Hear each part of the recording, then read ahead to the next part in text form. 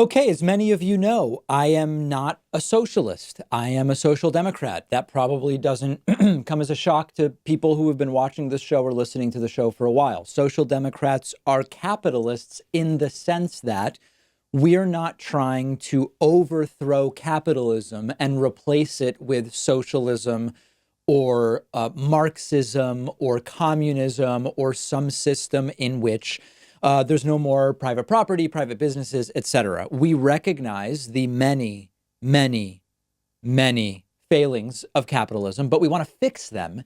And one of the reasons that capitalism has to be fixed is that it doesn't work for tons of people. But the interesting thing about this is that if you want some form of capitalism to remain, you had better damn well fix it, because the longer and longer it goes without working for millions and millions and millions of people, it makes the system more at risk of being overthrown by some other system. This was the concept, in fact, of Marxism, that eventually there would be this uprising of the proletariat that would take down the bourgeoisie. Of course, it has not happened in the United States, but the worse capitalism is, the more likely that that becomes. That gets us to today's sort of news, which is that, case in point, there's a new poll which says 7 out of 10 millennials would vote for a socialist candidate.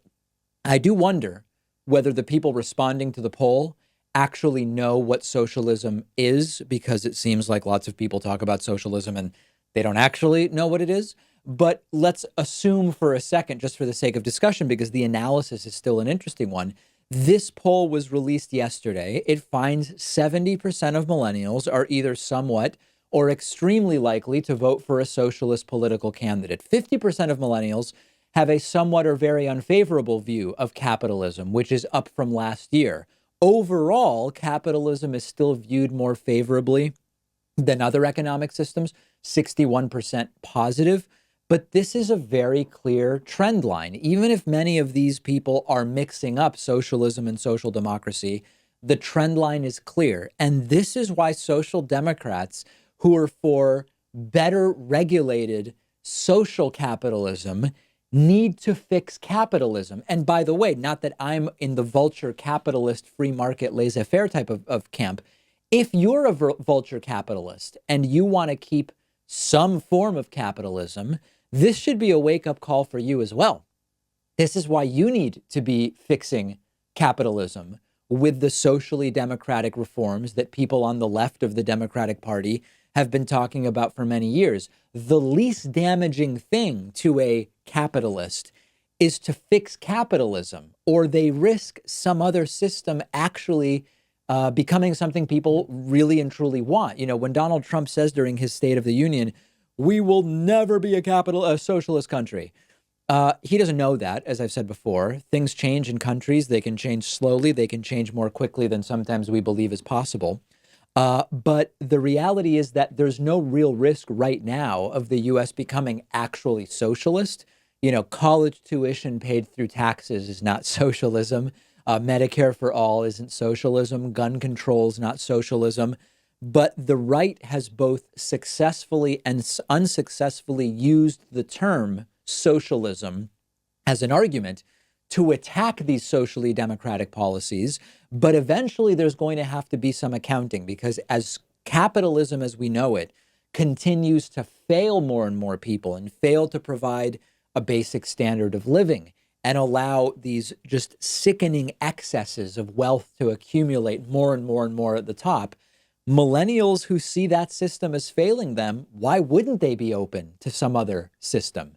They don't see all of the great things that capitalism is bringing them, because it's arguably not brought them a lot of great things.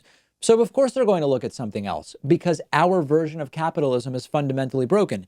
So if you really want to tout the benefits of capitalism, and by this I mean some of the main tenets, right? Private property, private business ownership, taxation, which tends to be progressive taxation, although, you know, different people argue about how progressive it should be. Lots of the things that we have. If you want to really make the case that it's working, you've got to make it work for more people. And that includes making sure no one drops below a certain standard of living.